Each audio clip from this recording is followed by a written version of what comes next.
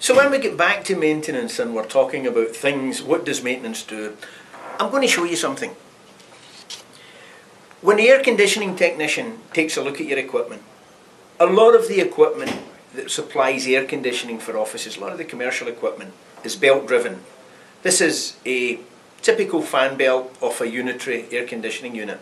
As you can see, it's just a piece of black rubber, some kind of special rubber.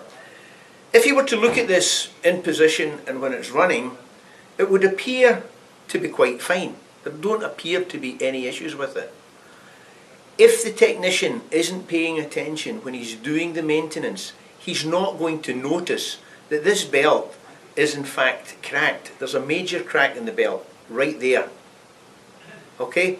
If your air conditioning technician doesn't pick that up when he's doing his inspection, this belt's ultimately going to break and it's going to do some damage. I'm going to show you some damage that was done to a fan when some filters and when a belt broke, caused the filters to be drawn into the fan and damage the fan. I'm going to show you that later. But this belt here, to see this belt and to recognise that it needs changed and to change it during a maintenance inspection, it's hardly any time at all. It takes 10-15 minutes to do it.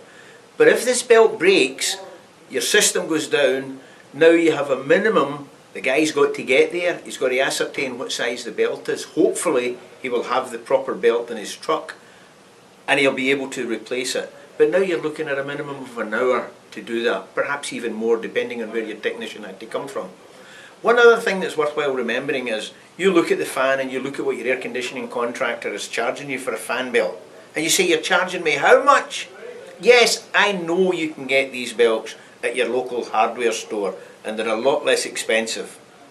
But believe me, just like everything else in life, there's a difference in the quality of belts that you use. As a commercial contractor, we're obliged to try and use the best available.